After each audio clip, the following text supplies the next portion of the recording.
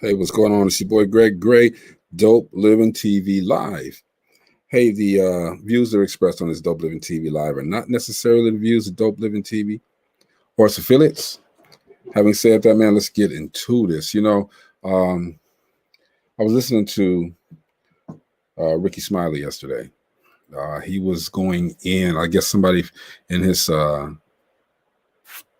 circle was killed.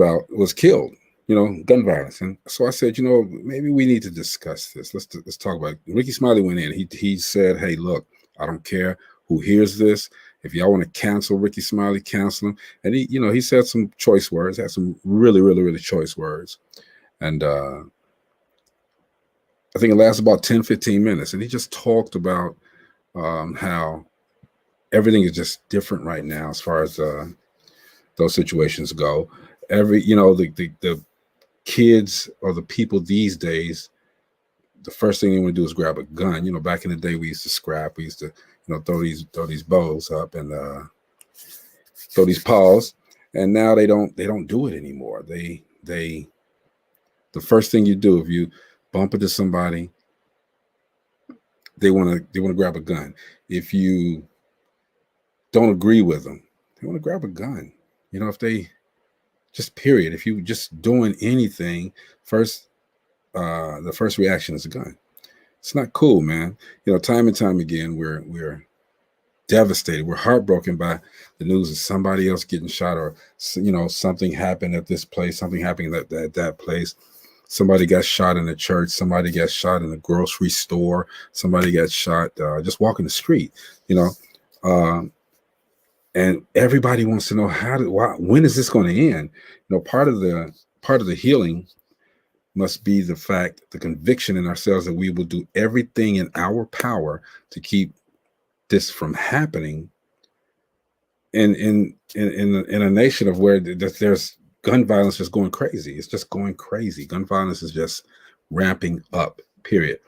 It's not only the high profile shootings, the mass shootings that we got to try to prevent, but it's also the little ones. Somebody on the corner just got shot, or somebody rode down the block, while you guys were out in a crowd and got shot.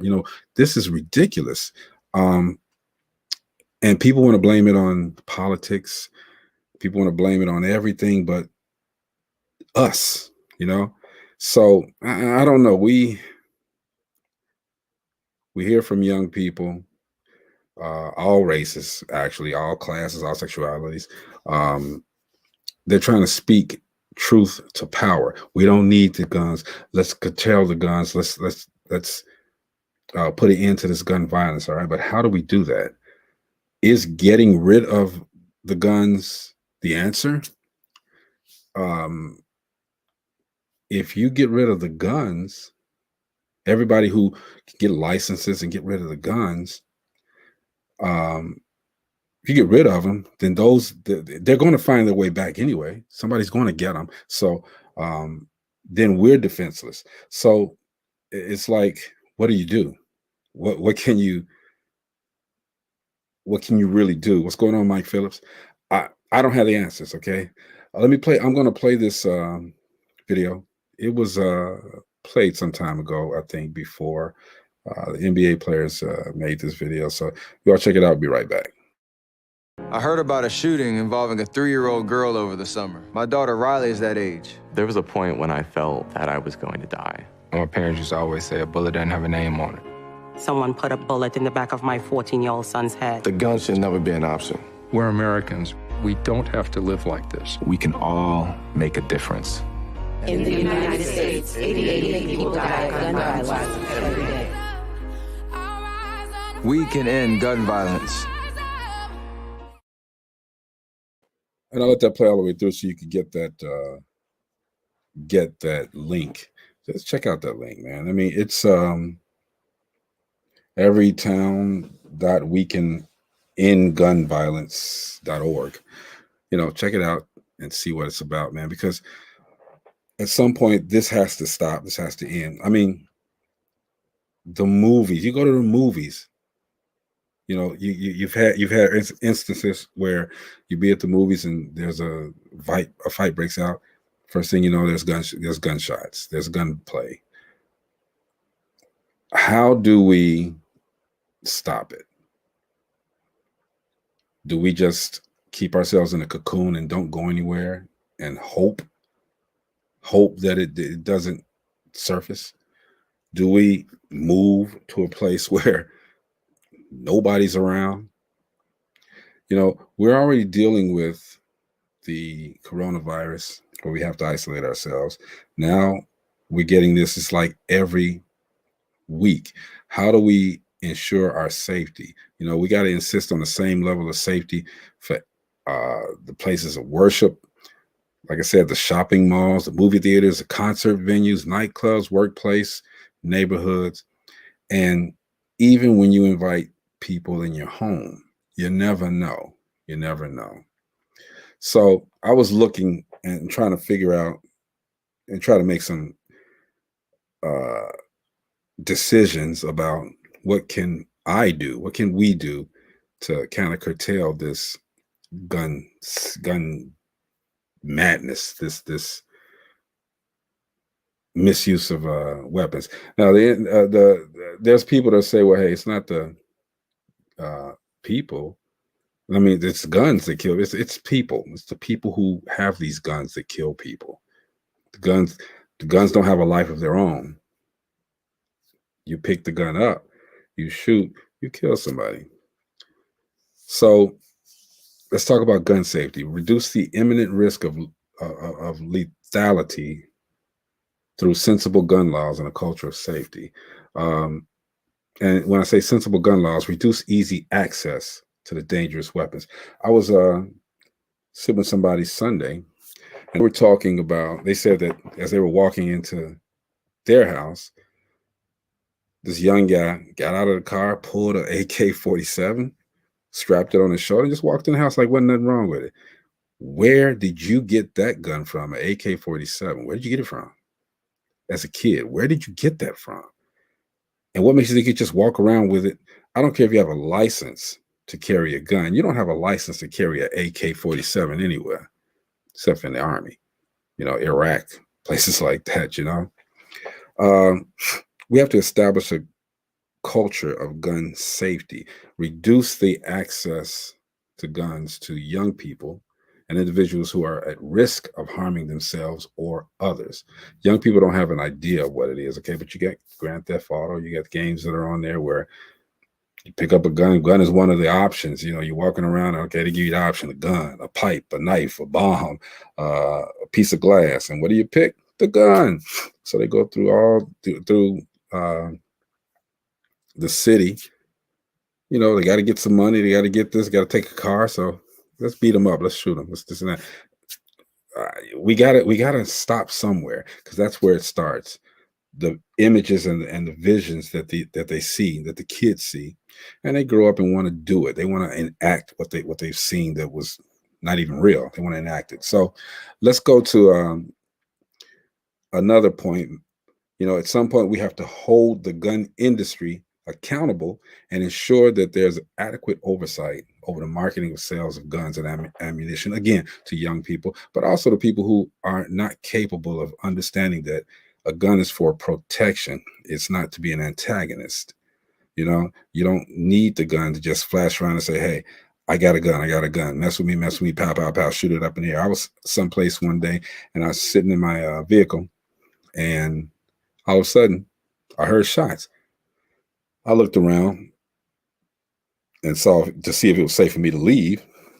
And then I saw where the source was. It was a guy. They were all congregating, everybody chilling. And the guy just took his gun out and just started shooting up in the air.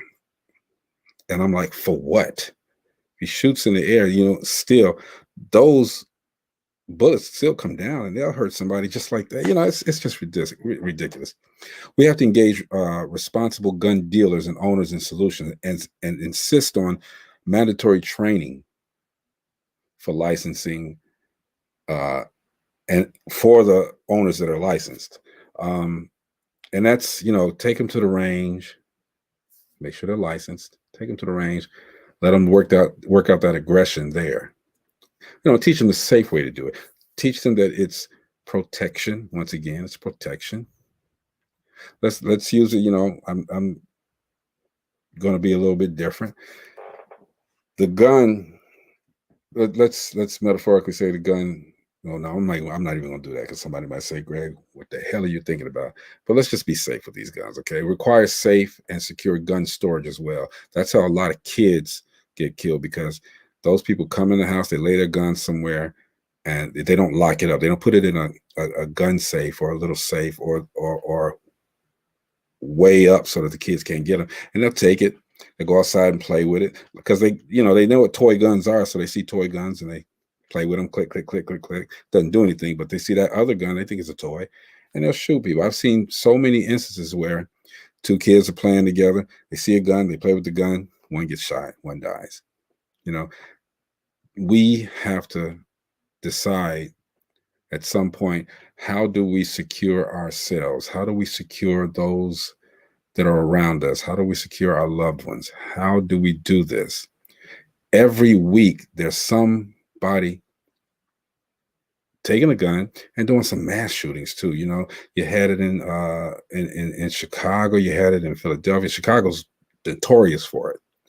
I don't get it. And as I said, and I wish I could have downloaded Ricky Smiley's commentary, because it was full of expletives. It was full of truth, though. He said that he'll go to jail. He says when he pulls up to a gas station, he has his gun out. He'll hold it up while he's pumping his gas and say, "Hey, look, you're not taking my car without a fight. You're not taking no money from me. You're not coming at me without a fight, period." Because that's what they do. They'll scare you. If you've seen news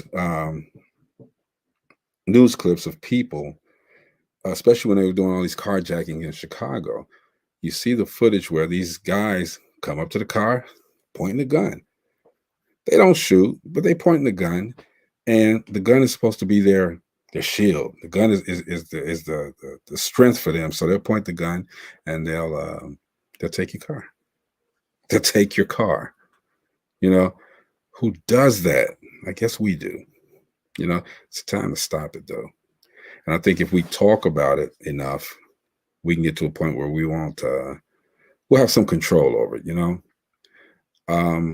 We have to recognize that gun violence is a critical and preventable public health problem. We have to support community planning and implementation of comprehensive community safety plans, and those that include prevention and intervention. And the key thing, and I'm reading some of this is what I'm reading from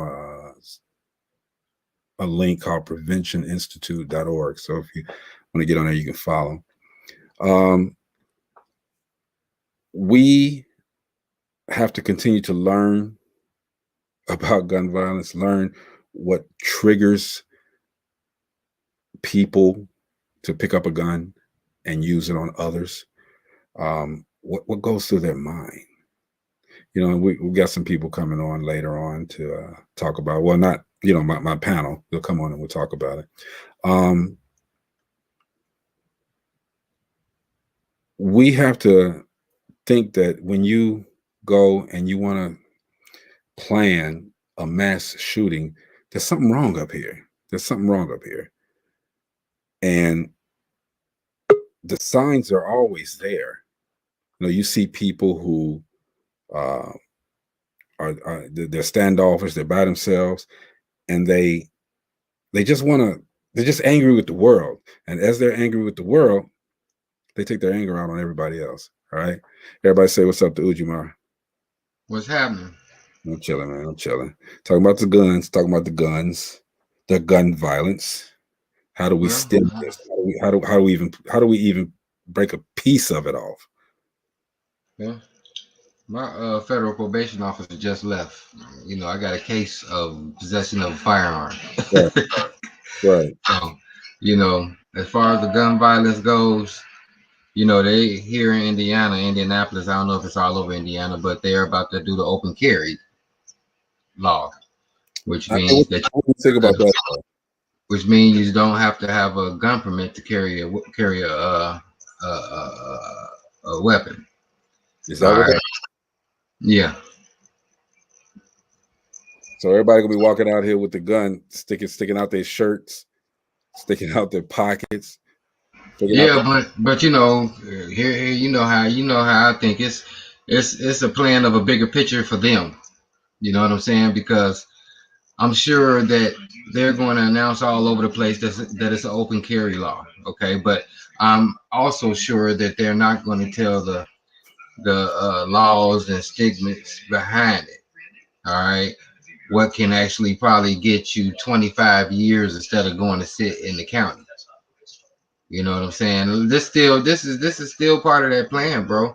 And it's all for us. It ain't for nobody but us, people of this color right here. You know what I'm Absolutely. saying?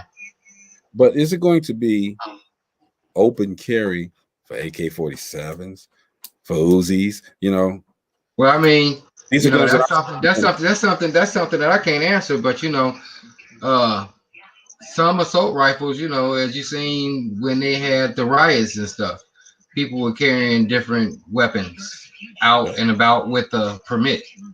You know what I'm saying? And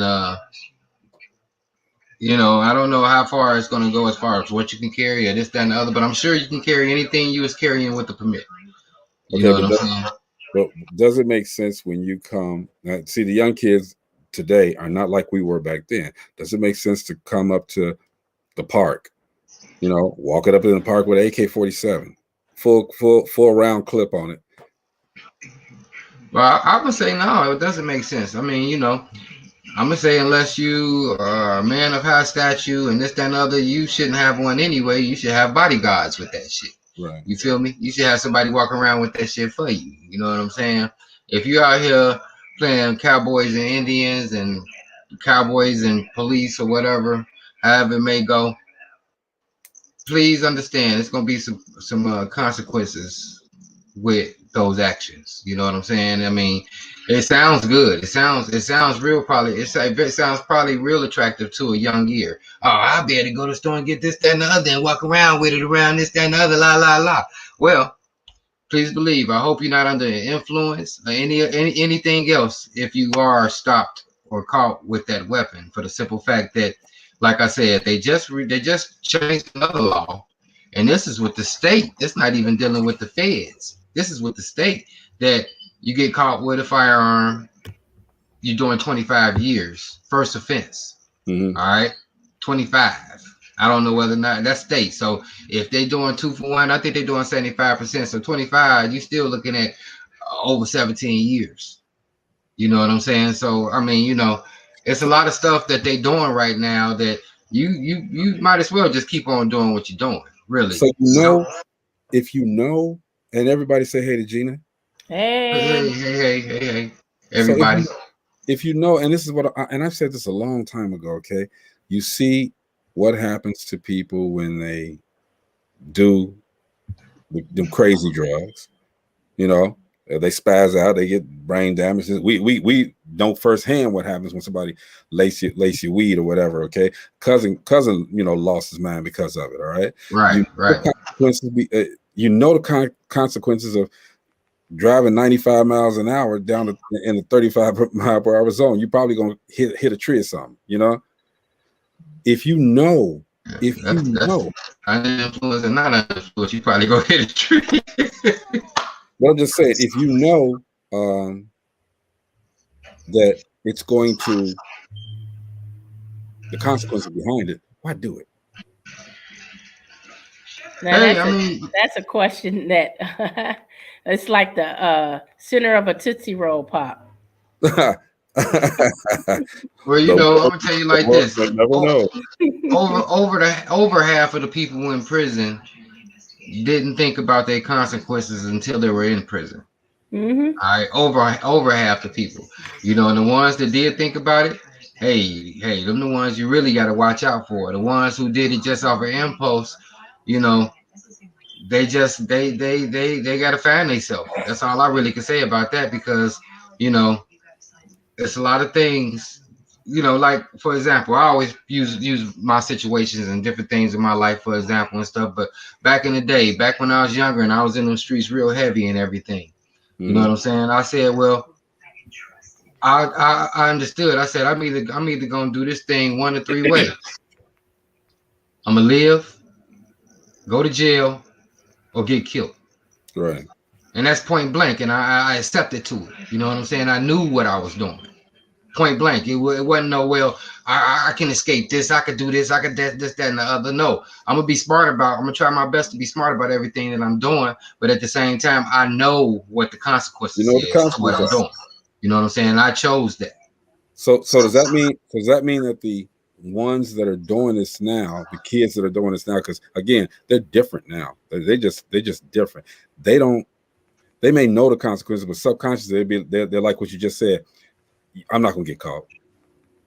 Well, I didn't never say I wasn't gonna get caught. I didn't say you.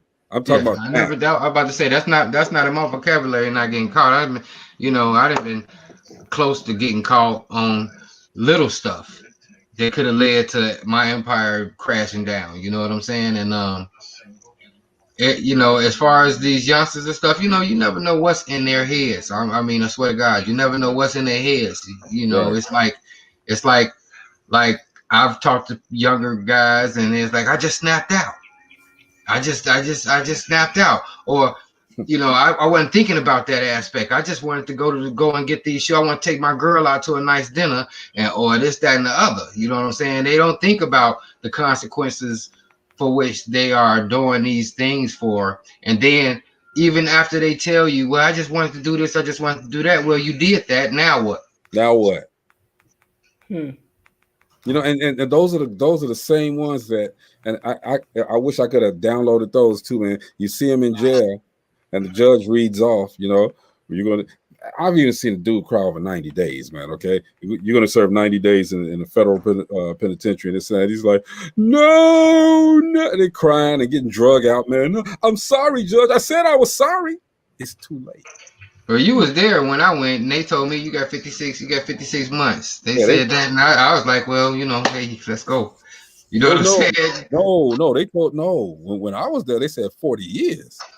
Oh man, no, that was just that was pretty, but that's still, I mean, it wasn't no tears, none of that type stuff either. You know what I'm saying? I'm like, it is what it is. But it's like, people, sometimes a lot of people, they do stuff, and back when I was coming up, guys wanted to impress a woman, wanted to impress a girl. You know what I'm saying? So the job from Gary was worth doodle. You know what I'm saying? And then you got this guy pulling up in his Acura, stopping by to see your girl. He ain't took her out yet, but he stopped by and winked at her, and you fucked around and saw it.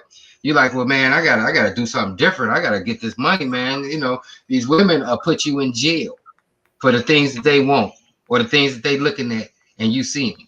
You feel me? That's one thing that a lot of guys gotta get over. You know what I'm saying? If she ain't worth it, she ain't worth it. Right. If she don't like your personality, your style, and how you treat her, and when I say treat her, I mean even taking her out. How you do things for her. Hey, what you gonna buy a rock now? You gonna buy a diamond ring? You gonna buy this, that, and the other, and you still got people with more money than you, and then now you broke. Now you back to copping an 8-ball. You know what I'm saying? And there's a lot of times that I've heard this too, and then we could just expand on it on the whole conversation, where, and I'm not trying to be insensitive to anybody, all right? I know there's a lot of guys that have gotten caught up in this, a lot of guys and women that have gotten caught up in this, what do they call it? The friendly fire, they used to call it in when you're in war and stuff like that. But people that have been the nicest people in the world, but they're in the wrong place. All right. But then you got some of the worst individuals, and then you go to the funeral and say, oh, he was such a good boy. He was such a person. But last week he was out there. He the one had the gun and shot at somebody, Right. I can't stand that, and it's like, I know that you know, my nephew, your son, he was in the wrong place, you know, but you know, I can say he was a good dude. Okay, this dude made people laugh. He made people. He helped people. He was a good dude. Okay, Yeah, he brought sunshine around a lot of lives. Most definitely, he did. Exactly. But I'm You know, like, at the same time, he was one of those that wasn't taking no stuff either. of course, and that's the thing nowadays. Back in the day, even in your day, but your day was about. I think yours was right on the cusp of it. Okay, we talked our shit, and we squabbed up. We threw paws. Okay. Mm-hmm. Now, hey man, you said something. Okay, wait, I'm going like they did on White Man Can't Jump. I'm going to the car to get my other gun. Okay, you know, they don't want to. Nobody want to get their knuckles bruised. Yeah, well, I mean, you know, that's because a lot of people can't fight nowadays. Exactly. People don't fight no But more. you know, it was a time when you just didn't think about women pulling out guns and shooting. You just couldn't fathom that back in the day. It's so common now where, you know, women, I got to stand up for my man, and I got to be the ride or die, and they're in the same mess that the men are in. Yeah. Yeah, it is that. It is that. But you know, you think about it, and if you think about the times, the women back in our day, well, I ain't gonna say back in my day, back in my mama's day, the women back in my mama's day, I would be much more afraid of than the women today. Reason being is this: those women actually have seen the bad side of living. You know what I'm saying? Some of these women, like my mama, then probably her parents had slave owners. You understand what I'm saying? They know anger. You feel me? A lot of these women doing stuff because of haterism and stuff like that. You know what I'm saying? These women back in the day, they know anger. It ain't nothing for one of them women probably to take a knife. You know, back in the day, the bobbits and all that, they wasn't nothing for a woman to take a knife and cut your throat if that's what it took. You know what I'm saying? These women, you know, like I say, it's the same thing for men and women. Back in the day, we would knuckle up. Back in the day with them women, if they got mad enough, they gonna kill you for real. Yep. But the whole thing about it was the little stuff that's making these women nowadays do something to somebody. That's nothing to the women back in the day. Can you understand where I'm coming from? That's nothing, because these women from back in the day, our mamas, our grandmamas, and things like that, of, you know, people our age, most definitely, them women know anger. Them women know getting spit on and different things of that nature. You know what I'm saying? See, they also know how to control their anger. Right, that's what I'm saying. Because the little things that's going on nowadays ain't the type of stuff that's going that bring them to those measures. Exactly. It's crazy, man. So I mean, because even though there was ride or die back in the day, it was a quiet ride or die. You know, I got you, baby. I ain't gonna tell on you. Blah blah blah blah blah. Right. Angie says true. My brother was murdered that way. He beat a guy up for disrespect. The guy couldn't take it, so he murdered him. Well, that's basically what just happened to my son. Right. He beat him up in high school. He beat the little boy up in high school. It's been years passed by, and the guy finally see him again with his buddies, I guess they were still in high school, and say, "Hey, there go dude," or however that goes. You know what I'm saying? And it's a wild morning for both parties. She said he couldn't take an old school ass. Couldn't take an old school ass. Not at all. And all my kids know how to fight, most definitely. You know but don't you grow up and you get past that? You know, life goes on. Some people don't. Some people don't. How can you not get past high school? I mean, maybe he took a tooth or two out. Maybe he knocked a couple teeth out. I don't know. I don't know how it went, but evidently he got his ass beat so bad that he never got over it. But again, until he was able to carry some guns and stuff. You know, I think, you know, we all got our weapons. You know, we don't want to carry. We don't want to have to live like that. Okay, but the fact remains is that, you know, this is where we're at now. This is exactly where we're at, and I believe now that everybody coming out of this pandemic, it's gonna get worse. It's gonna get worse. Why wouldn't it? The guy that her brother beat up was an older guy, so he should have known better, right? Well, you know, a lot of these old motherfuckers, They a lot of these old motherfuckers. I ain't gonna even bullshit you. They quick to get they quick to get a pistol nowadays because they know the kids ain't fighting. Exactly. They know the kids because the kids, it's either we get it first or they gonna get it first. You know. Yeah, I hate to say it, and that's fucked up. You know what I'm saying? Really, because I mean, you know, my strongest weapon is this right here. Right. I'm not pointing to stop, but it's this right here. This is my brain. You feel me? That's my mind. That's my strongest weapon. You feel me? I mean, you know, if I'm getting shot at and this, that, and the other, I'm most definitely gonna try to protect myself and my family. You see how I put in my family? You're protecting. You're not antagonizing. You're protecting. Right. You know, who wouldn't do that? Right. But you know, I'm the type of guy that my first instinct would be I'm gonna walk away. I'm gonna try to extinguish this. I'm gonna try to extinguish this. Hold on one second. But I'm gonna tell you this, and I hear he's absolutely right. You know, we as an older school, we want to diffuse the situation. You know, hey, I'm not trying to fight you. Okay, me personally, I've even gone to the point of saying, okay, if I bump somebody, hey man, what's wrong with you? Hey man, I'm sorry. Mm-hmm. I'm sorry. It's not that serious. And I ain't no punk. I'm telling you, anybody know me know that back in the day, bump, we gonna scrap. Okay, but now I want to live a little bit longer. You know, I'm on the other side. So right now, you know, my days are numbered. So I don't want you to be the one to tell me that my time is up. You know what I'm saying? So I'll apologize. I say, hey, my bad, dude. I'll even buy you lunch if that's what it's gonna take for me to, you know, see my son again. You know what I'm saying? Maybe see my family again. I'll buy you lunch. It's cool. You're not gonna take, you know. Now here's the other thing. If I'm asleep and I'm hearing somebody banging on the door trying to get in, you're dead. It's not. I don't care. You're dead.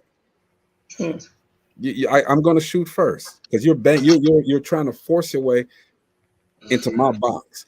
You're done, man. I can't do it. Uji, there is no passive resistance in that instance. There's nothing. I'm not going to say, okay, well, hey man, look, I have a gun. You can't come in here. That's not going to happen. You're not supposed to. Yeah, that ain't nothing you're supposed to say anyway. Nah, you break. Yeah, some people, you know, if you in suburbia, you know, it's like, dear, grab the spatula, and I'm going to grab the big fork on the wall. That's television. You know, that's right. Television. You come knocking on my door too hard, and you go aggressive. I'm simply get my thing, and I'm gonna simply go back to the door. I'm gonna unlock the door as quietly as I can, and say, "Come in." Yeah, I know you. I'm gonna say, "Come in." Wait, and Uji gonna have it like this. He gonna be rocking it like this. I already know how you do. No. As soon as the door opens, it's over. I know how you do. As soon as the door opens, it's over. I don't care what kind of shoes you got on or none of that.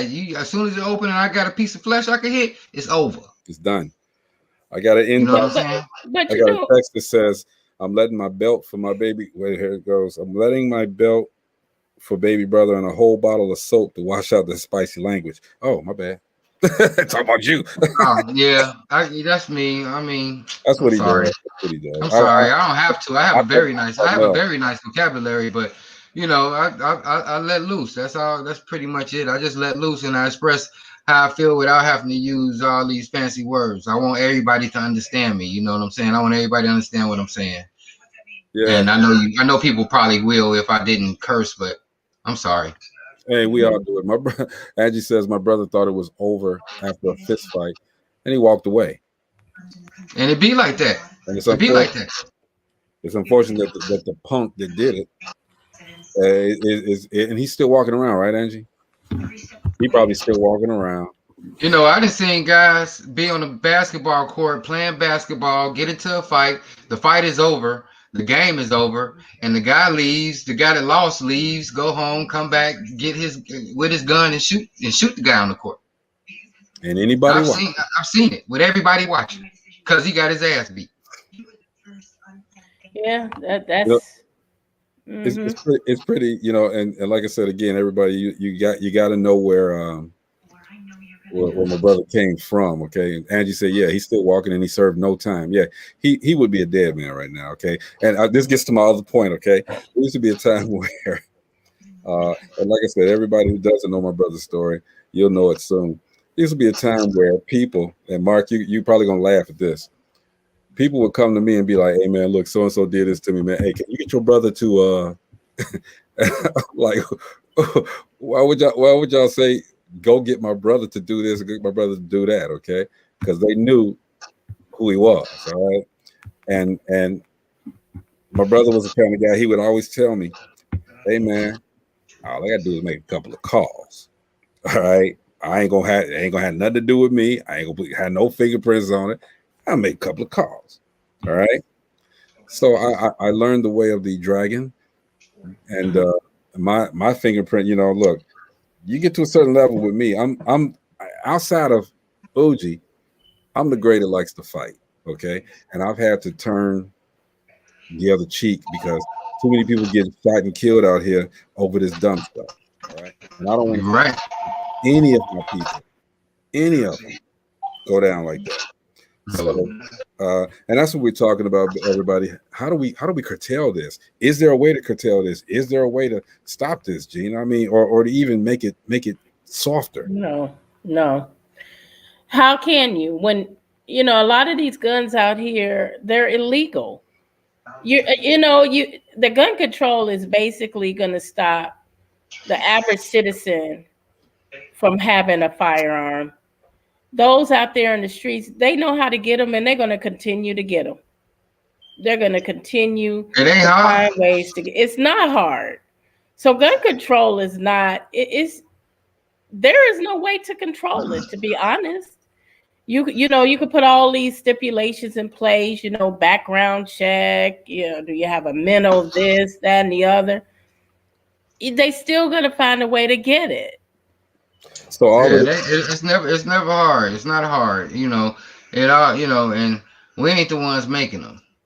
Right. And put that in there. You know what I'm saying? And then they want to put up these different IRA laws and this, that, and the other. That don't do nothing but want. And that's reverse psychology within itself. For the simple fact that they want to let us know, well, we don't want y'all to have no gun. So we make it our point to be like, okay, well, y'all don't want us to have one. We gonna make sure we go get a lot of them, and we gonna do something with them. The kid mentality, okay, you can't do that, okay? No, you can't have that, okay? But as soon as your mom or daddy's back is turned, you grabbing that extra box of cereal and putting it in the cart and putting it under all the rest of the stuff so that they won't see it. Right. It's that mentality, man. But so basically, Gina, what you're saying is basically when they do this this rhetoric of we need to see all of these public figures come out. We need to stop the gun violence. We need to do this. That's just smoke and mirrors. Yeah. I mean, I remember back in high school at West Side when it was the kangaroos and gangsteroos and what was it? And it was horrible. I remember that so because every time you turned on the radio, Ragman was pleading, put down the guns, but we still there. How we haven't moved past that yet. They're pleading to put the guns down now. Nothing changed. It's worse now. It's much worse. What they're doing now, we were shooting back in the day at each other. They go into the malls. They go into the movie theaters. They go into the church. You know what I'm saying? Your place of work. Walk in there with a gun. No, I'm sorry. Walking in there with 5 or 6 guns. All right, and doing their thing. They just kill. They go in there and get their baby's mama because she pissed them off. All right. But then since you saw me kill my baby's mama, you got to go too. Mm-hmm. Yeah, I'm your boy. Yeah, you my boy, but you got to go too.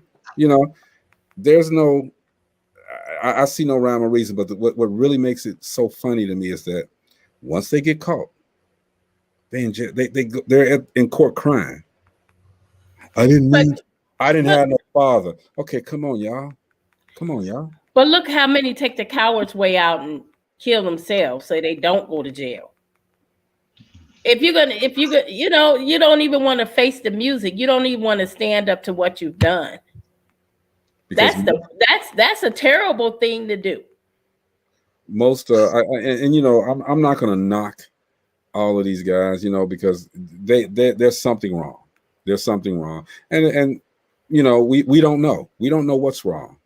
We don't know what happened to them earlier in that day. We don't know how they were brought up or anything like that. But, you know, guys, just think about it. Before you do the crime, you know you're going to have to do the time. So let's sound like Beretta.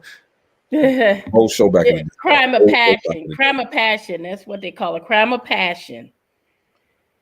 And it was a time when they could plead that and get off.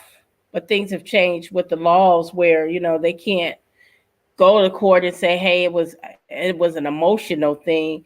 We all have been through. If you live and continue to live, you're gonna go through things, but you learn how to control your anger, you learn how to control what you go through, and you learn how to take what you go through and turn it around, make it positive, or even just keep pushing through. Mm-hmm. I know we've all probably had thoughts of, oh, I'm gonna get that person. Or, you know, he go to sleep, I'm throw some grits on him. You know, we all had those thoughts, but we didn't act on it. And guns are so easy to get your hands on. When that anger boils up, bam, bam, bam. Yeah, I just feel like I really actually feel like there should be classes for this stuff. You know what I'm saying? Classes. I mean, you know, because I really don't have anything against guns. All right, I ain't gonna lie. I don't have nothing against guns. I feel like if you get a gun, you should be well educated. You should learn how to shoot, clean. You're supposed to know the right way to carry it and what to use it for. You know what I'm saying? Like in when I was in South Dakota, I was listening to the radio and stuff, and they had free gun range education for kids 10 and up, from 10 on up to the adults. All right, free. Come on, bring your child so he can learn how to work these guns and what to use it for, and this, that, and the other, la la la. You feel me? Mm-hmm. I feel like, you know, a lot of black. I'm gonna say it like this: our race, we don't teach safety. We don't teach guns. We don't teach. That's not something we teach. All right. My father taught us.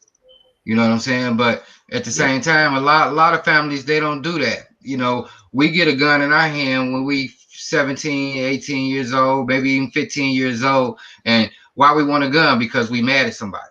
Right. And want to extinguish that problem. You know, when you get educated on all this stuff, you know what I'm saying? Get taken to the hospital and sit down for a minute and see some of these emergency room victims and different things of that nature. You know what I'm saying? You actually can really teach a kid, hey, well, this is what guns do. Now you learn how to use it, how to work it, how to clean it. This is what guns do right here. You know what I'm saying? Give an education to it. What do you think is the appropriate age to teach a child that? Maybe 10. About when he able to read a book, I feel like he's ready to learn how to clean everything, clean it, the whole nine. Yeah, I think they should learn at a young age when they're able to hold one. They should know, because like I was just reading an article today. I was just reading an article. A guy got stopped by the police. Okay, well, yeah, he got stopped by the police. Anyway, the police was involved, and it was him, his girlfriend, and 3 kids in the back seat. All right, the guy actually overdosed and died in the car. So the police came. The girl said, "Well, it's some heroin and meth in the cup holder." All right, and when they look in the car and look in the back seat, it's a 10-year-old boy holding an AK. It's 2 other firearms in the car, but it's a 10-year-old boy holding an AK in his lap, and he didn't want to give it up when the police asked him to. So the police their words were they had to negotiate the gun out of his hand. All right, and it's a 10-year-old, and he's 10-year-old, and he got 2 little brothers and sisters beside him, and he got this gun in his hand. His daddy dead in the front seat. We don't know. The police said they don't know whether or not he was trying to protect the family or what, but they had to negotiate that gun out of the 10-year-old's hand. I just think that's too young, man, to even be introduced. I mean, everybody has their opinion. I just think it's too young to be introduced. Okay, but here's the thing, in my opinion. Okay, and correct me if I'm wrong. I'm not always right. And I've heard it said many times before, guns don't kill people. Stupid people kill people. Kill people, right? So that gun is, I mean, if you because people, the gun just lays there. Well, growing up in the street, and I didn't grow up in the streets, but being in the streets as I was growing up, let me phrase this right. Being in the streets as I was growing up, I've seen some of my buddies, friends, put a gun in a kid's hand and take pictures and glamorize that, like, yeah, look at him, little, he little shorty, little deuce, you know what I'm saying, with the gun. That's not no education to that. That's putting a gun in the child's hand and him liking him loving you for being his daddy, and then you put this gun in his hand, you smiling and stuff. Him loving you for it's like psychology. Well, my daddy liked me having guns, and he out here bad. I got this stack of money too. He put in my hands to take this picture.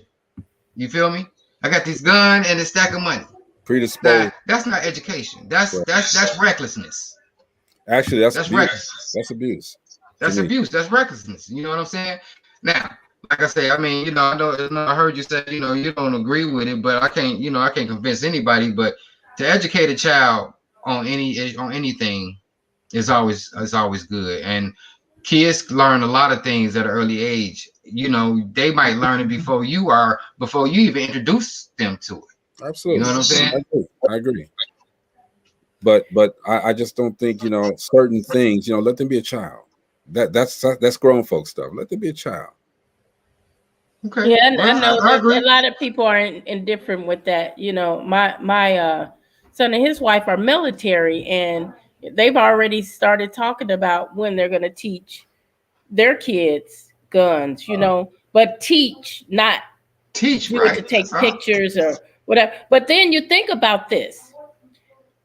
Think about the kids that find a gun and shoot it and kill themselves or shoot their friends. It's because they weren't educated. It's because they don't know this is a weapon that can hurt someone. Right. So it's twofold. You can't shelter your kids to the point where they don't know life. Mm-hmm. And that's a big part of our life. Guns. Hey Greg, remember back in the day, and this is a whole different situation than the gun, but this is just on an education basis. Remember back in the day, we got our oldest brother Waydell, and we used to say, let the kids have fun. But what did they do? They educated them full time, period. Right. You understand what I'm saying? Mm-hmm. They educated them full time. We used to say, let them have fun, but what kind of kids are they now? Hey, we got one nephew that's a prodigy. You feel me? Maybe two. And then the twins don't fall short from that. Oh yeah, they got plenty of sense. And you know what? My oldest nephew, never went to school. Right. He straight home trained, homeschooled, graduated school at what, 12, 11 years old. You know what I'm saying? Had an engineer's degree by the age of 16 type stuff. Graduated from Bethel School of Ministry in his early 20s. But we say let the kids have fun. It's all about education to me. Yeah. And it depends on what you're educating these kids for, but it's all about education. But yeah, I mean, in education, and I agree with both of you guys when you say that, okay, but and I'm saying let the kids be kids, but when you saying educate them, are we educating them to be, well, not to be, but to know the streets at an early age? You got the games already. All the games are already educating them. But see, guns aren't just for the streets. Guns ain't for the streets. Guns, right. I mean, you got to know how to protect yourself, your home, your family. You got to know, maybe a person, it depends on how you getting raised or who you being raised by. You could have family that's all military, like Gina just said. You could have family that's been all police officers and firemen and different things of that nature. You know what I'm saying? You could just have parents that's just conscious on the importance of knowing these different things. You know what I'm saying? Because I mean, if something come up and we got kids and anything can happen with these kids as we watch the news. All right, as we watch the news, anything can happen with these children. And for them not to know, could be the worst mistake. I just want to add your to life. what Ujimar is saying. You don't For them to know and learn from they buddy. That's the point I was little friend. You're going in and out. Could be that's the point I wanted to make. That's the same point I wanted to make. You know, who do you want to teach your child? Do you want to teach them, or do you want the streets to teach them? How many friends we had? I got friends and I got friends that blew their head off, blew their friend's head off. You're having some technical difficulties over there, bro. Log off and log back on. So what age did you learn how to use a gun, Greg? My father had guns, all right. Where we taught to use it. I think he spent more time teaching Ujimar than any of us. I think we learned on our own, basically. But did he take us out and shoot on New Year's Eve? Yeah, he took us out and did the New Year's Eve shooting and this and that. I never liked guns, never. All right, like I said, if I'm going to get into a situation, I'm be able to use these. Okay, so I took Taekwondo. I did what I had to do in order to make sure that I was, this was that dude. Okay, but well, that can't hold up to somebody with a gun. That's what I was saying. All of that war, that stuff ain't that bullet come out, man. So, so I learned. I used to go to the gun range a lot, and anybody who knows me, the only person probably would know that is my son. But like I said, I'm not a gun dude. But it's becoming more and increasingly painful to see all of this stuff going on. And like I said, if I was able to upload Ricky Smiley's commentary about something, I think somebody in his entourage or group or somebody got killed and it was gun violence, and he just basically said, "Hey man, look, I don't care. I don't care. Y'all can silence me. Y'all can cancel Ricky Smiley." He said, "If I go to jail," he said, and this is what Ricky said. He said, "Look, I got what I need. I already got everything." He said, "If y'all want to cancel me, cancel me." He said, "I don't have to do the radio show. I don't have to do nothing." He said, "I'm good. I don't have to do nothing." Everybody said, "What's up to Maurice?" He said, "I'm good." Hey, Maurice. What's going on, Maurice? Hope everything's good with you, bro. I'm good. Good. Thanks for chiming in, bro. I see y'all on gun violence. Yes, sir. I just caught a little piece of that right before I signed on. My grandbabies was in here. Well, actually, my sons, all of them know about guns. All of them know about guns. They go to range. And my grandson, the one that's here, next to the oldest one, he go to range, and he knows about guns too. He knows how to shoot them. So he's 12. He's 12. So he was 12 when he started. He's 15 now, but he knows better, you know. And that's because we started early. He's always been around firearms. That's a big difference, you know. He's always been around firearms. Okay, so the text, man, I just got a text from somebody in Gary, Indiana. Says, "Was that gunshots by Taft in 30? Pretty sure that was gunshots." They said it was a few minutes ago, 16 minutes ago, actually. Taft in US 30? Yeah. So there's a comment here. White folks teach their kids early how to hunt. That's their gun education. When this person bought the gun a year ago, they went to 3 stores before they could get one. Wow. All the stores were packed and running out of guns and ammo. They were packed with white folks in their teens and kids. She wanted a Glock with the red light, but it was too heavy for her, even without the bullets. So she's signing up at point blank range in Indiana for gun safety and practice. And see, that's what I'm saying. It's they very blunt about, you know, I mean, very, very, you know, hey, let's go teach them how to use a gun, take them to the classes and do what they're supposed to do. And, you know, my daddy was in the Air Force, and I got plenty of Army Marines in my family, plenty of armed forces in my family. And they taught us first how to handle guns, and we had people that sold them. So I mean, there was a lot of folks in our family as far as guns was concerned. There wasn't never a thing that you're like, you got a gun, like at school, people, you got a gun, man. No, it wasn't never nothing like that.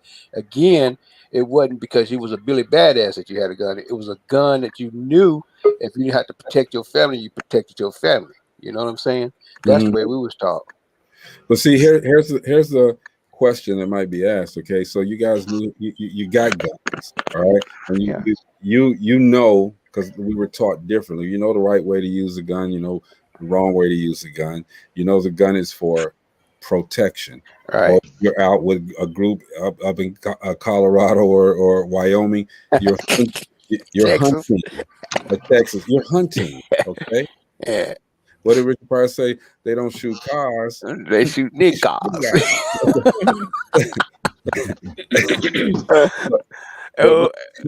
My thing is this, man. If people see you nowadays, I'm saying they see you with a gun, they see you with the holster, all of that stuff. Yeah. A lot of people don't wear the holsters like my brother, but not this brother. Ain't nobody gonna wear the holsters. Okay, they got it, tucked away. But when people see that, man, dude, don't you think that's being antagonistic, so that somebody can come up to you and check, try to check. Greg, I was in Texas for 13 years before I came back. Right in Texas, man, that's wide open. It's on your hip. It's in the car. It's wide open. Everybody know because you don't start no shit. Because guess what's gonna happen? Everybody around you got some shit to take up. So you know what I mean. So you don't start no shit. It actually put a squash on all that Billy Badass stuff. So can that be the answer? Everybody carries guns. So yeah, there's a lot of people carry a gun in Texas. I mean, I'm serious. I mean, you go down the road. I'm serious. A pickup truck will have long guns in it and everything. Public locked down for real. Oh, that's a Crown Point. And then Tennessee just passed this stupid law here. It don't even have to go get no permit. I was just talking about that. The open carry. Yeah, go get your gun. Well, Jamar, didn't you say that was happening in Indianapolis too? Yeah, that's going on right now. They're changing the laws up right now as we speak. Mm-hmm.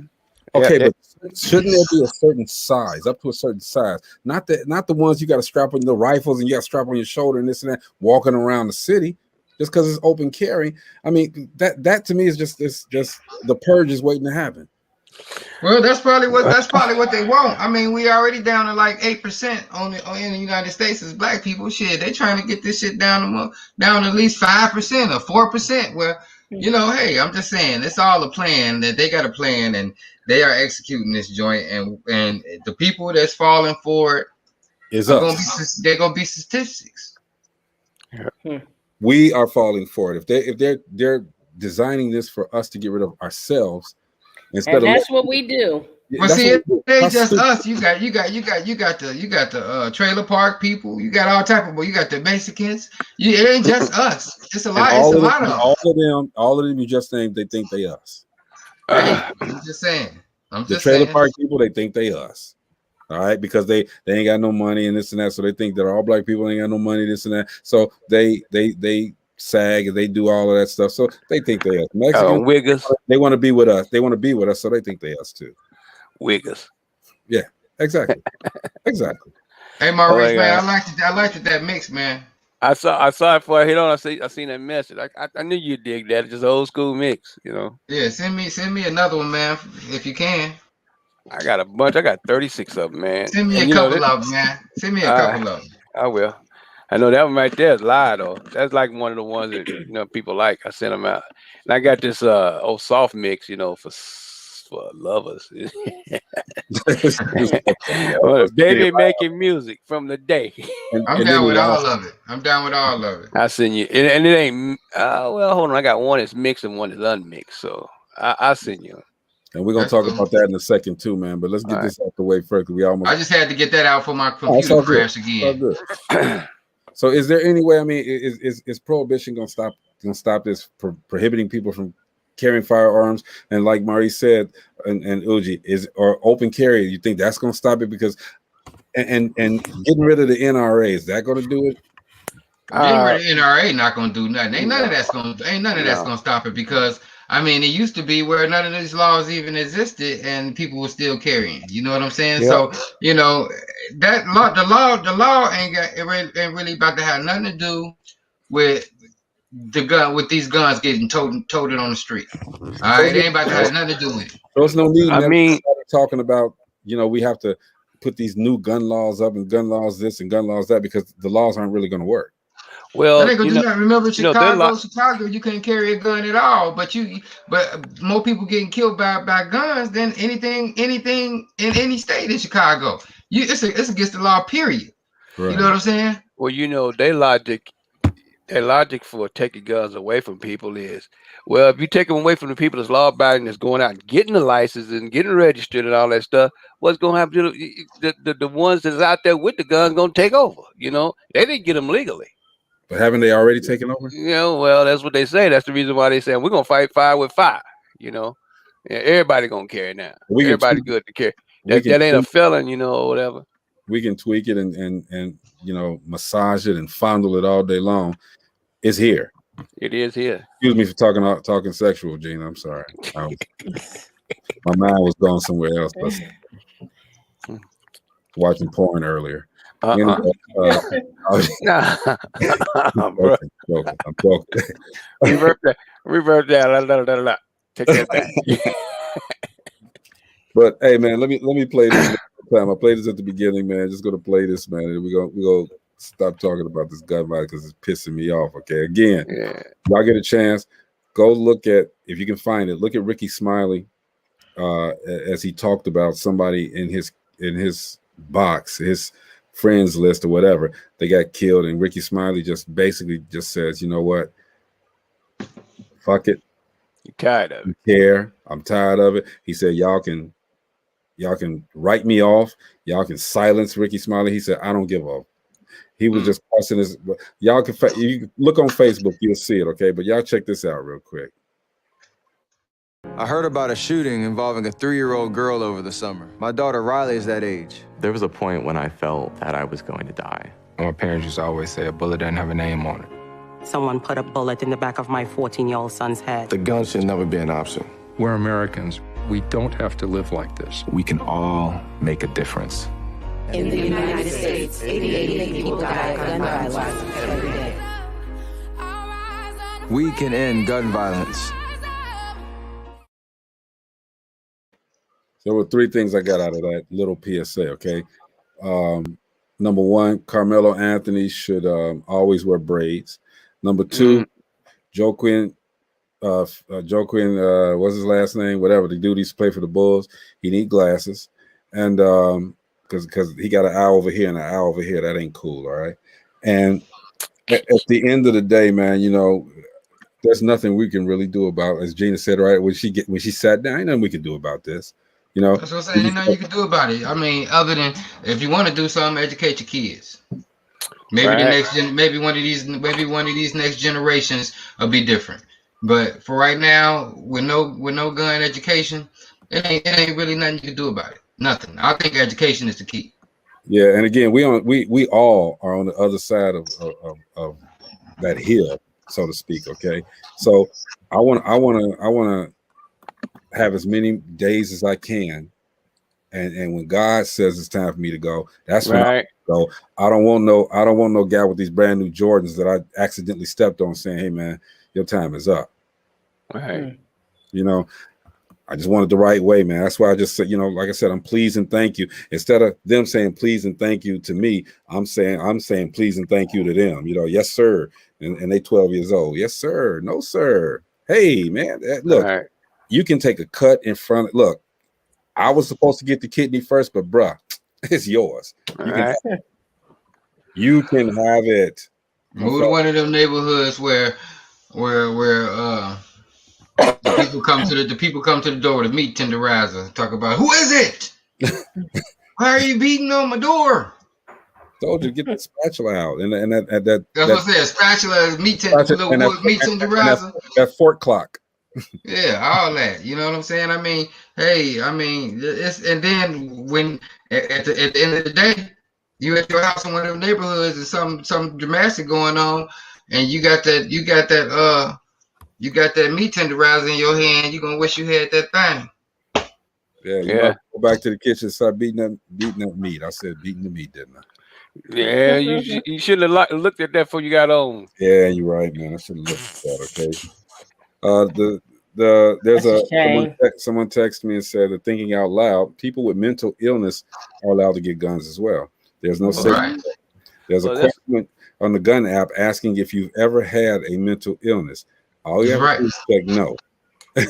and you got the gun. There should be a law for doctors to place a red flag to pop up when applying for a gun license. The only thing that kind of slowed it up, to be truthful, in Texas was that 7-day background check. Yeah, I mean, it's been a time you know where that 7-day background check kept a felon from getting a gun, because what happens is that form goes straight to the feds, and first thing they do is call up and say, hey, did he try to get a firearm? And he might have been on probation. He might just got PO'd at his ex or something, and he trying to get a thing so he can go over there and do some stupid stuff. And I look at let's look at this too now. And this ain't even a gun. Y'all remember when Lorena Bobbitt sliced her husband's penis? That's what I said earlier. What's up with all this sexual attention, dude? No, what I'm saying is this. When the women get mad, they don't normally grab guns. They grab everything else. All right. If you got a knife running around, man, they not playing. They don't play and be like, okay, I'm gonna cut you. They coming at you, dude. They coming at you. They coming right at you. Okay, fork, all of that. My brother got a fork stuck in his arm one day. It wasn't from a girl though, but from a girl. I just thought I'd bring it up that kitchen utensils can also be dangerous. That's right. Yeah. But we talking about something you can stand, at the end of the block and take somebody out. But you can't throw a fork that far and hurt somebody. Some people are accurate, dude. I know. You gotta be bad them up. He's accurate. You gotta be bad them up, man. I know. I'll run, man. Look, I saw this dude running down the street one day. His girl was chasing. He's still running hard. She stopped. She was like this, and she say, "Whoop." You could hear it go. And hit him in the back of the neck, dude. This dude fell and rolled over. Okay, face plant. Called him, pulled the fork out, wiped it on her shirt, and started slapping. Just start slapping. That's crucial. Accurate. That's crazy. Imagine if she had a knife. She threw a fork. Man, get that. What if she knew how to shoot a gun? I mean, she was like, I say 6 feet in back of him when they was running, and I don't know where she got the fork from. Just magically appeared, I guess. I don't know, but she stopped, and dude kept running. I mean, you would have thought he was like Usain Bolt, man. He was running, and she was like, evidently he must have knew something about her accuracy and fork throwing, because he took off running. And she's like, when she grabbed the fork. Man, look, you know what I'm gonna do? I'm going this way and that way. I'm getting in my whip. If she got a fork, she hit the whip with the fork. I don't care. He didn't have time to get in the whip. You don't have time for that. Not at all. But that's crazy. We could talk about the guns all day long, man. Okay, but I like to switch it up a little bit. Okay? Yesterday we had got on some old school stuff. We was having some fun with some old school. Maurice, you wasn't there. You came at the end. Yeah, I came at the end. And I was talking about the GI. We talk. I mean, just old school. Period. You know what I'm saying? Oh, you know that it was a TV shop right next to the Hammond's, suits, with Brother Soldier suits at, and 15th and Broadway. It's called Virginia's TV. That's where I learned everything I wanted to know about electronics. But what about Tom Olesker? What about Tom Olesker? Where they sold all of the pimp suits. Yeah.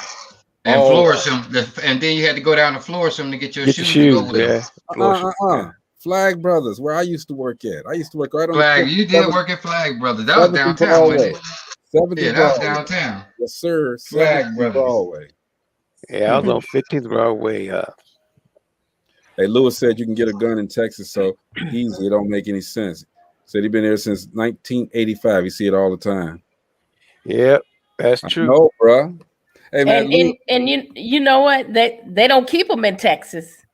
They may get them in Texas, but they don't keep them in Texas. oh, no. They bring them to Chicago. Don't get caught. Take them across the border though. You're gonna be in a bunch of trouble. But that's the thing. You don't get caught. That's the mentality. I ain't gonna get caught. And like we was talking earlier, Maurice, before you came on, man. And these are the ones that, man, judge give them 90 days and they get crying and stuff like 90 days. Judge, I said I was sorry. Oh no, 90 days. No. Man, shoot. You ain't gonna get no 90 days in Texas. They turn into Bishop T.D. Jakes, man. They be clapping their hands and waving their hands to the Lord. And it's like, Till Lord, they get out. 90 days. 90 days. Come on, man. You can't do 3 months. Like I said, they just passed a law here 25 years. Yeah, like I said, the Fed ain't playing. It depends on what you're at. That's state. The Feds. I'm just getting off a Fed thing, and as I was saying, I caught it right before they changed the federal law. Ooh. You know what I'm saying? And guys was coming in there, same case I got 10, 15 years off the hammer. Damn.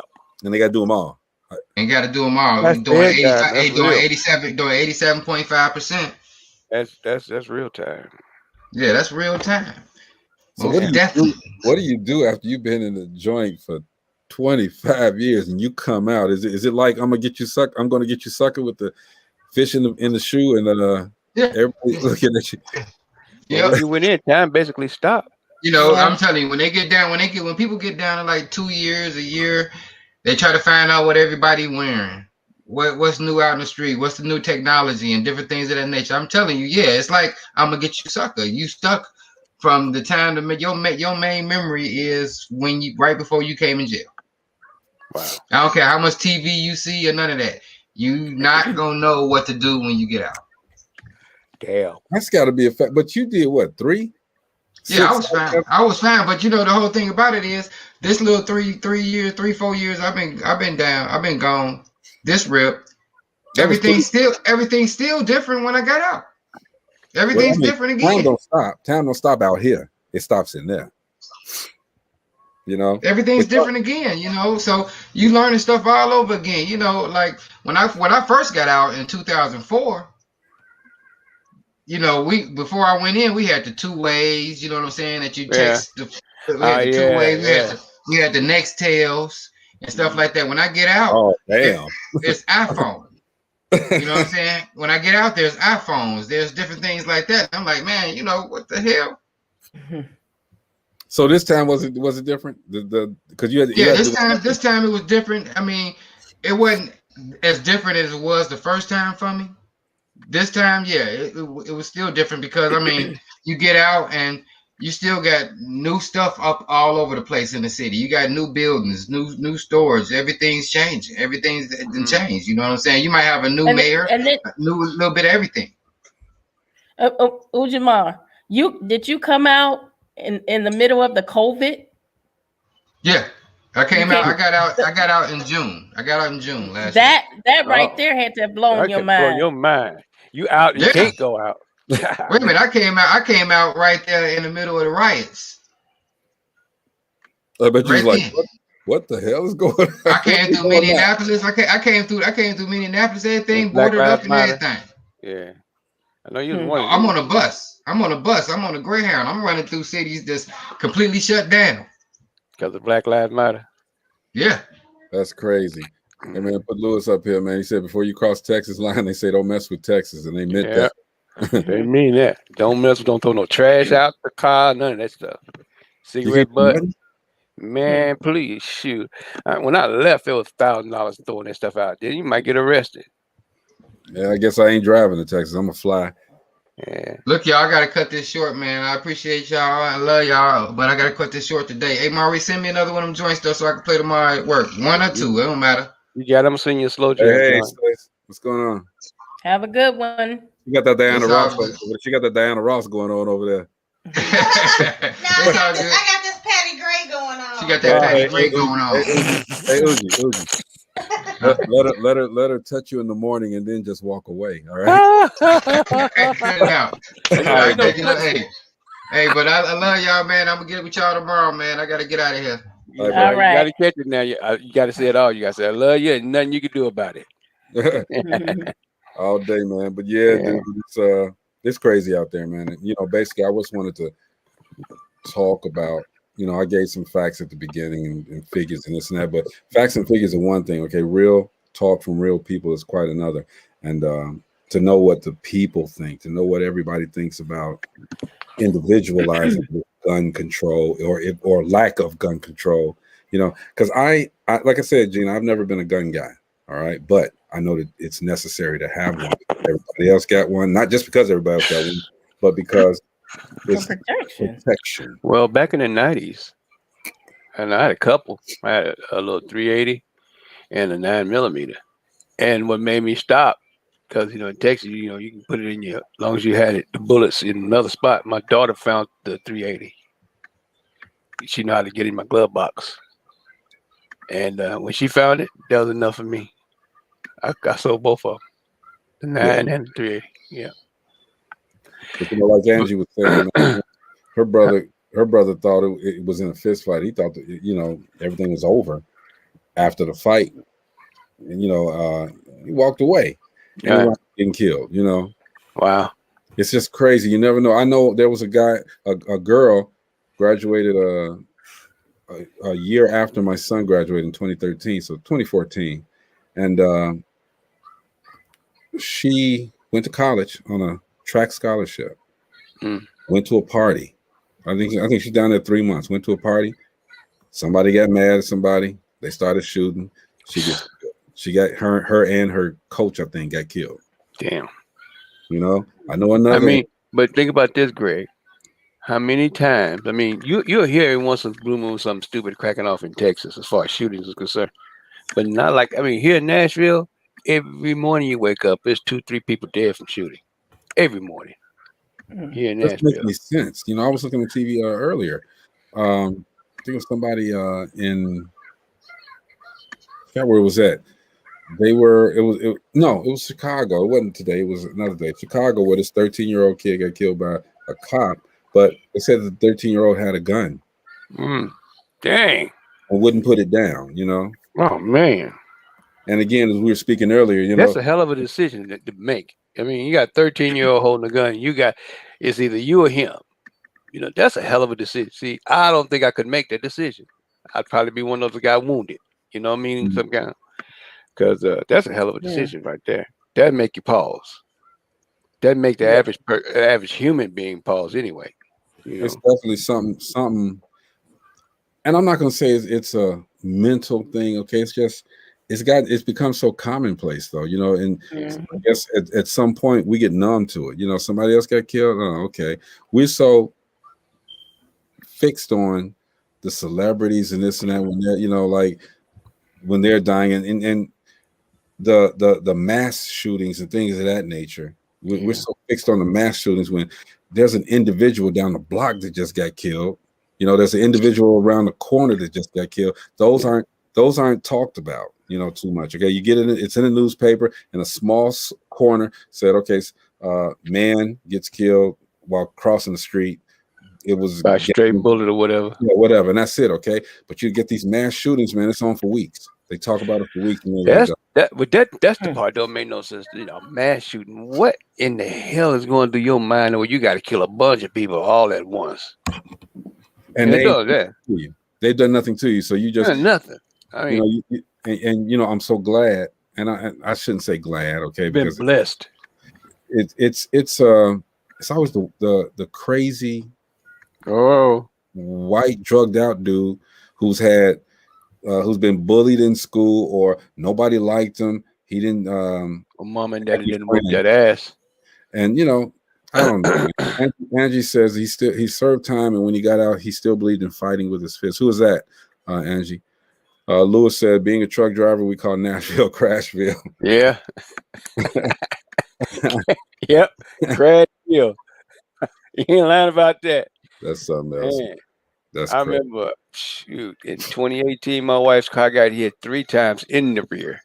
These people try to drive with phones, and they kill me, man. They really kill me. The same spot, boom, 3 times. Yeah, her brother was the one that served time, and when he got out, still bleeding, fighting with his fist.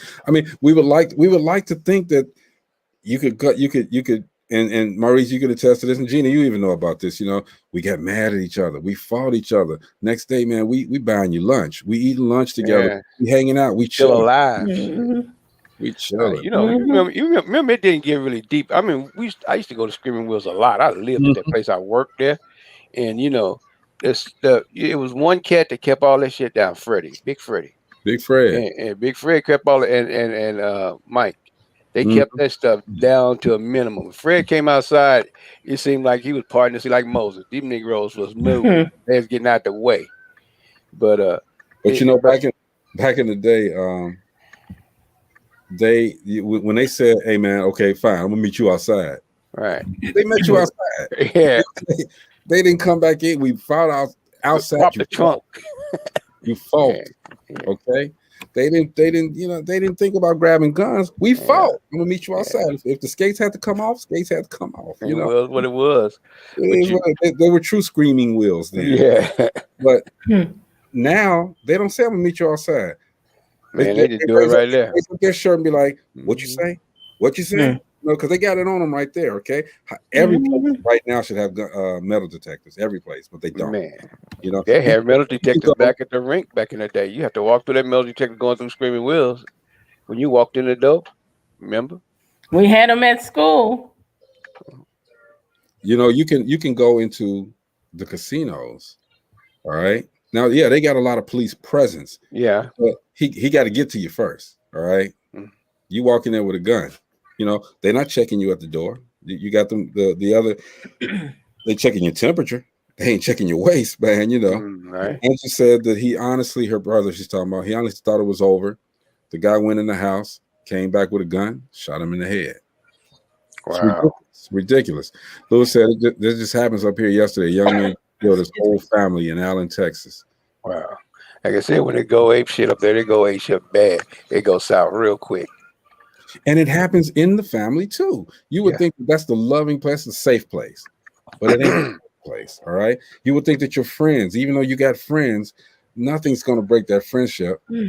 It's not safe. Well, that last mass shooting. Gina, you okay? Gina, are you tired? No, I got allergies, and this weather, it's gosh, it's taking me to another planet. Yes. This weather, what? You complaining about? Where you at? Indianapolis, right? You and Gary?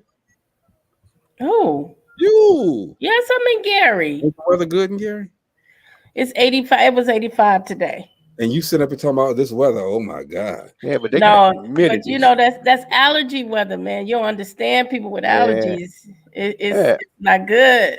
I just remember Gary being so green back in the day. I mean, everything, man, you could spit out a watermelon seed somewhere, chewing watermelon, that shit grow. It's still green. All my friends that live in Chicago that come over here, they say the same thing. Wow, Gary looks like down south. Yeah, every one of them. You know, they used to those tall buildings, no trees. We got plenty of trees and, you know, lots and all that. They got used to that. Yeah. You hear I just know the ground was real fertile in Indiana always. I don't know about all that, but you hear them same little crickets or whatever they call them. Like you go to Mississippi, all you hear is cicadas. Yeah, there you go. You hear them same things in Gary. Yeah, they got them here. The 17-year thing is hitting on the corner of Tennessee. Oh, I don't like those things. My son, it looked like, you look at them real close, look like they could pick you up and carry you off. He had me cracking up about the cicadas. Hey, did y'all check out Drinking Partners? No, I haven't got a chance to check it out yet. Man, you need. But I'm gonna check it out tonight when I get off of here. Dude, it is hilarious. The last show was hilarious. They got a couple of them. I mean, they got some stuff going on with Nappy Roots because Nappy Roots got a brewery now. So he going down there to interview them in Atlanta. I never got the link, Maurice. Oh shoot, that's my fault. Yeah. Is it on Spotify, YouTube too? Huh? Is it on YouTube too? Spotify. I think that's the only spot he got in. He knocked out if he went. Drinking partner. Couples play the truth or drink game. Yeah. Drinking partner. All right. All right. Man, I found. I could play this. I could actually play this. Yeah. The link is it. I found one of the first I'll say a pilot for the miniseries that I did that was trying to put together. Shout out Kayla J. Shout out Tyler. Shout out to I don't even know the dude's name that was in it, but anyway. And it was called Life on the Other Side of the Bridge. Go on YouTube, you might be able to see it. It's terribly done. That was the first time I tried to put something together. It was bad. We all had them. It was bad. I don't know. I mean, you might be able to play it live. That link, you just click on it. Where is it at? Let me see if I can get that there. Who'd you send it to? I sent it to you. Hey, man, you can't say it like that, though. For real. I mean, I understand. Sometimes I don't get things right. You're definitely not getting it right now. To call me out on the air like this. Definitely not. We have a black stage now. Yeah. Huh? We have a black stage. What do you mean? You see nothing but black. Huh? How'd that happen? Wait a minute. What did I do? I don't know what you did. Let me look. Hold on. You blacked it, including yourself. How? I didn't do anything. Do you see what I see, Maurice?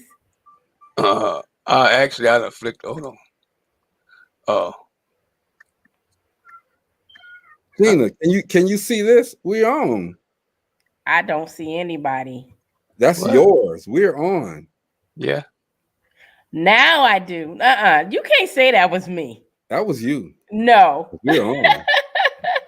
You over there flicking switches and doing this and doing that. I ain't did nothing yet. I've done nothing. Okay, are we still on? We're on. I can see everybody now. Okay, but see, I'm not even on y'all. So I'm looking for hold on, let me see. You paid a first 10 minutes. Let me see. Hold on, let me see. Shout out, what's going on, Joanne Jennings? Backstage now. First, see, when you said black stage, I just looked at it again. It's not a black stage. It was yours. I think if you and Gina, I'm saying this with all the love in my heart. If you upgraded to iPhone, I'm on a laptop. Well, okay, if you upgraded to a MacBook, whatever. If you stop flicking buttons. What flicking buttons? I wasn't touching anything. I wasn't doing anything. You see the way Maurice looks? It was like that, except there was no picture. Oh. Now, how can I do that? I don't know. Did you? I didn't do that. You used your Listerine today? Did you burn out some circuits? I mean, what? Whatever, dude. Oh, and I gotta also mention, shout out to the Distinguished Authors Guild. They had a fantastic showing at awesome. Jay's Breakfast Club, and the authors were there. They were handling their business. All right, so I was actually so proud. I had to leave, but I was so proud to see you guys out there. It was an awesome event. I want to thank Jocelyn for inviting us out. People came out to support. You cannot say Black folks don't support Black folks, because that was a prime example on Saturday. Yep. They came out, they supported. A lot of us sold out of books. It was awesome. It was awesome.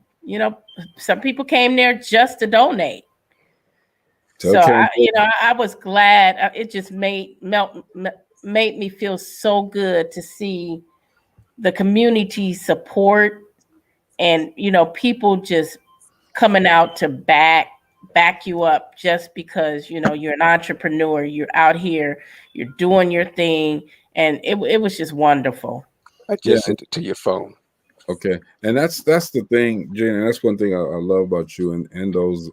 Well, I can't say them because they actually. And if y'all watching, y'all piggybacking off of Gina. Anyway, I said it, but you put it together, and you don't have to do anything for anybody. Okay, but you put it together so that these authors, these people who take their lives and put it on hold for a moment to write a book to entertain us and get nothing from it. You gave them an opportunity to get something from it. Okay. And that is fantastic. That is fantastic. It was awesome. And my books came Friday night. I didn't have any books. My books were selling even during the pandemic. So I had no books whatsoever. And I was just like, okay, so I don't have any books. So I'll just go out and, cheer the other three on and be supportive. And they came that night, but I would have been there regardless whether the books had came or not. If I had to go out and in front of the Jay's Breakfast Club and wave everybody in, I would have did that.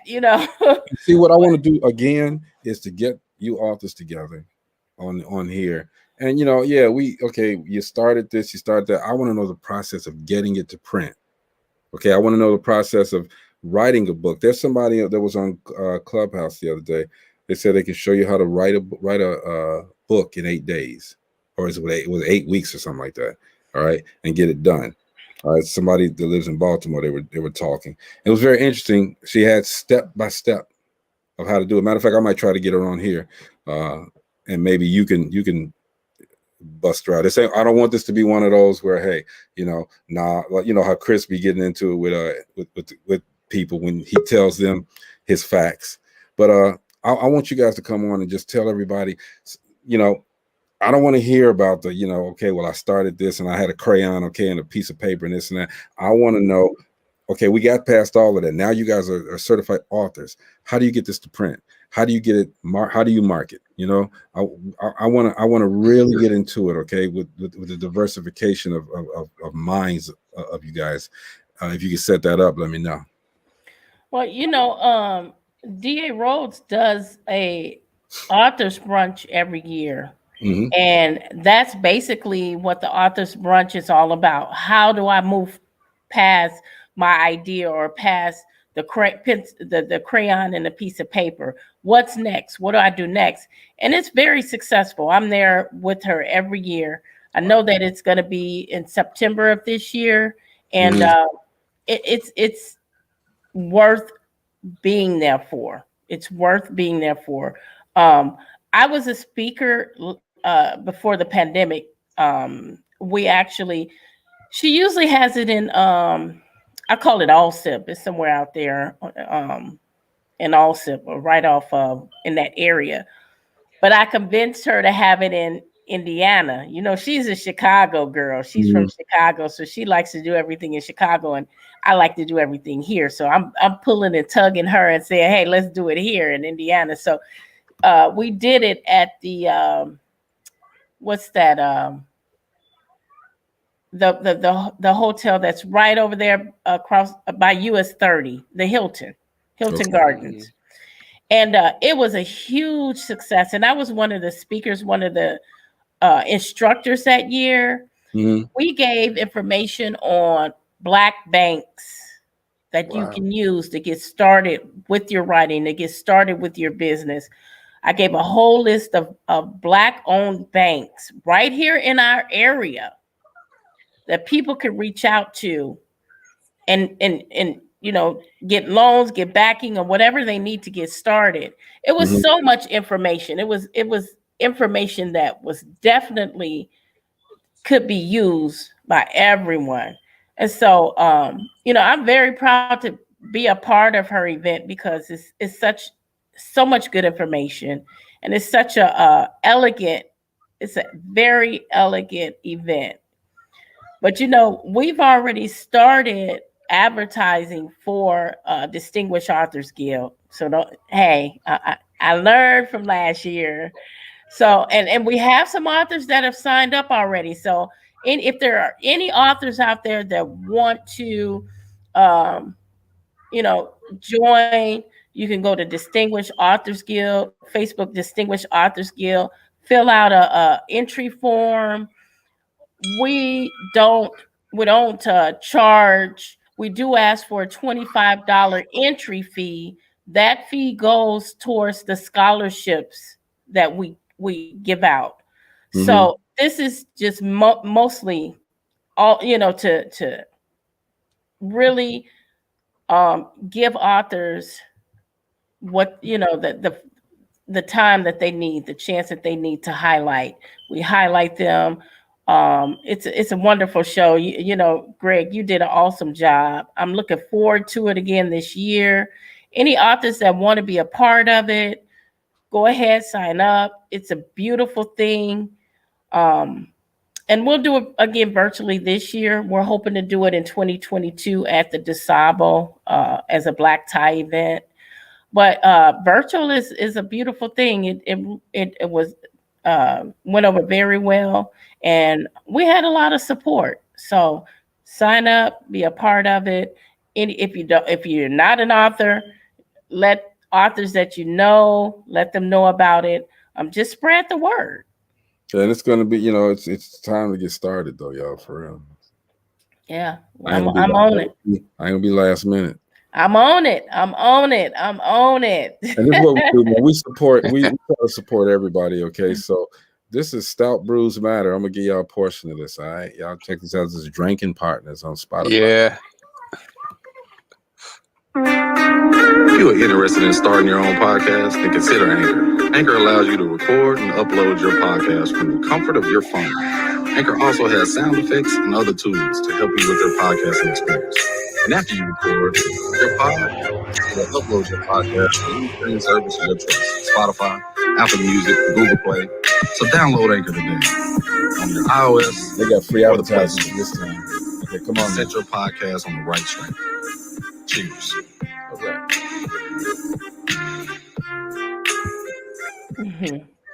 There we go.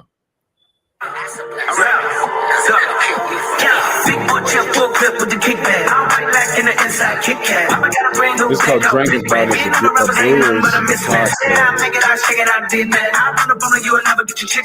That's one of the guests that's on there today. That's cheesy. That's one of the artists I sent you before. It says, grab your glass, open your ears, and get ready to turn up. Cheers. And they got to do their little intro every day.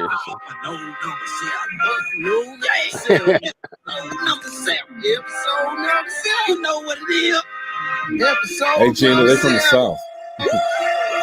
Yeah. Having a lot of fun. Sweet baby Jesus is what we're sipping on. We gon' get towed up in the early morning. Yeah, episode number 7. What the hell we do? We're in the go to 7-Eleven. Get a circle, dude. Gonna turn it up. Get it in the throat. We gon' blow up. Let's go. Call us to go. Did he do a whole song? No. It's just actually, it was a freestyle on top of this beat. And they want me to put it back, so I put it back. Yes. Welcome to another episode of Drinking Partners, a Brewers Podcast. I am your host, Els, your boy AP, and the nastiest motherfucker in the world, D Wade. How you fellas doing today? Bruh. I'm tired of the motherfucker for real. Facts, bro. I woke up this morning, though. My breath smelled like a 12-pack of Bounce That Ass. Bounce that ass. I ain't drunk in a while. I went home, went to sleep, then brushed my teeth. I'm going to tell you, 12-pack of Bounce That Ass this morning. 12-pack. I was like, damn. I woke up this morning like, ooh. What is that? That is your breath, my dude. Man. Not your breath, your breath. Breath with an F. What up, boys? Yeah, I'm good, man. What about y'all? I bet you are good. God damn it, you got all the sleep. I got date night. Yeah, you do got date night. You got buns night. That's what that is. Buns night. But he's engaged, so it's only one. L said his face is the best seat on the house. So here's what we gonna do, man. Sit on I it. want to make sure because I can't play all of this right now. I want to make sure. Like I said, it's raw. I mean, it's raw. We support. I don't mind it being raw. Yeah. You'll let me know the location. And they have a blast on it. Actually, we got to edit this Wednesday show. It's $70. Here's my thing. Bring the guys on. Bring them on. Let's holler. So, I had my run with the team all right. for a while. I got to get with my son. See if he can get AP and them over here. We just bring them on, man. We hollered them for an hour and They can clown. They can say whatever they want to say. Gina will be off of her allergy. Everything gonna be good. Gonna be all good. Angie said young boy shot his family in Indy recently. What? Dude, yeah. Just ridiculous, man. I'm done with it. I want to hear it. I mean, I can feel the frustration. I can hear it too. I mean, it's shit. Yeah, and this is personal for Angie. She, like you said, her brother got killed over some BS, and I guess it's never easy. Okay, and sometimes when people die, people get killed, especially. You gotta keep moving and wonder why. Well, why did it go like that? You know what I'm saying? Cousin go there in Gary, David Fitzpatrick. Dude just walked up to him and shot him because he thought that he was talking to his girl. Shot and killed him. Just walked up to him, shot and killed him. Man, look, you can have my girl. I'm not dying. That's because he thought. You know what I'm saying? Yeah, he thought. Like I said, cowards. Look, I'm not going to even say cowards. I'm going to say, hey, look, y'all, think about what you're doing. These guns, and we're going. So that Gina can get a medicine. I'm in this a little early. We got to think about everything that we're doing. Period, man. As it is, we live in a situation where we have to literally reinvent ourselves because of the silent killer, which is this COVID thing, okay, which ain't really too silent, it's really noisy because it's killed over 500,000 people. But now it's like everything happens in waves. We got the COVID, now we got all of these. It's like every week something's happening with somebody's mass shooting. We cannot control the guns, but can we control the people? We can't even control the people. All right. So only thing you can do, man, honestly and seriously, and I'll sum it up and leave it like that, man. We just got to keep praying, that we can. That's what it boiled down. Pray. We're on the other side. All of us on the other side of all of this. We've lived 50 years plus. Okay, so we've had a half of declining good moments. You know what I mean? It's been declining, but I want to be able to say that at the other side that we're on, I'm living my best life. I'm not going to worry about all of this stuff that's going on, and if it's my time, it's my time. But I don't want, again, my time to be dictated by somebody who's angry that day or somebody who's having a bad day with somebody else and takes it out on a crowd of people. I just want my days to be peaceful. And when I'm gone, I won't know about this. I shudder to think what's going to happen after I'm gone and how it's going to be then. They probably I worry about my grandpaper. Shooting each other with lasers and stuff. You can kill people through internet. You know what I mean? Press a button. Press that K button. Gone. Deleted. Gina, you got anything else you want to close out with? No, I'm just, going back to the gun violence thing. You just got to be extra careful out here. It's really nothing that we can do about it. Pray on it all, because it's just sad. It's sad. All of it, we're losing our babies, we're losing our loved ones to gun violence. We're losing our minds, man. I mean, I concur with everybody. You got to keep praying, and and you got to really, lean on God. I'm all over the place, and sometimes a lot of people ask me, how the heck do you do the job you do? I'm messing with something that everybody wants, money. You know what I mean? When I'm repairing an ATM, I got somebody standing behind me, but you don't know. We've seen instances where people have been working on machines. They walk up and shoot the technician, and then just snatch the cassettes out and walk away like it wasn't nothing. So like I said, praying. That's what I have to stay prayed up, because I'm in that business. Right. I'm in that business where I'm repairing. I'm not carrying the cash. I ain't got nothing to do with the cash. I'm just fixing the machine, keeping the network live. Guilt by association. You get killed. Yeah. Think you are. Just because I'm standing there. People think, I got, loads of money because I work on ATMs. I smell it. That's it. There you go. That's it. But, we got to keep up with the scriptures, y'all. That's it. Like this. Scripture time. Faith is the substance of things hoped for, the evidence of things not seen. Hebrews 11:1. You know what that means? means even if you can't see something happening, you trust the process and you trust God. Now that's faith. Yeah, girl, faith is an extra push that says, I don't think I can, I know I can. Give it to him, honey. I know I can, I know I can, I know I can. Ooh. Advice, take it twice. Yeah, the one on the right. That's gonna be some. Yeah, she ain't nothing nice. One on the right, man. She's gonna be a soul train dancer when they bring it back. Watch. That's all right. Them babies, they at the utmost respect and intelligence. Right now, when they 15 and 16, the one on the left gonna be working at Kentucky Fried Chicken. I'm telling you. No, don't say that. I don't think so, Greg. Do not say that. Evidently, they're growing up in some kind of church because they're conscious. You know what I'm saying? And conscious go a long way. They growing up in the church show club. You think because the girl was like, yeah, she been in it. I saw her little bit in it, but they're conscious. They evidently they got the Bible verses together. As you can see, my restless people are in the background there. You hear them? Yeah. All right, y'all. Let me get out of here. Here we go. You're beautiful. You're smart. You're loved. This week will great. You got this. You're a badass. You can do this. Script time. Down in the valley where the girls get naked. No, Greg. Oh my God! You said G Valley or P Valley. Well, they're gonna be in P Valley before they 17, dude. They're gonna be, especially the one on the right. I'm telling you, dude. Mark my words. What's the day? Today is the Tuesday, April 6, 2021 at 8:46 p.m. When y'all see old girl, 5 years. How old is she now? She about what? 8, 9. When y'all see her in about 5.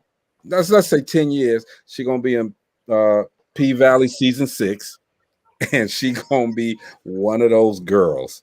Lord, let's not hope. Let's hope for Lord. Don't speak that into existence. Look, we can go on sports bet right now, and I can place that bet, okay, and hold it out for 6 years. She gonna be on. I'm not even going that way with I'm not either. I'm not either, Maurice.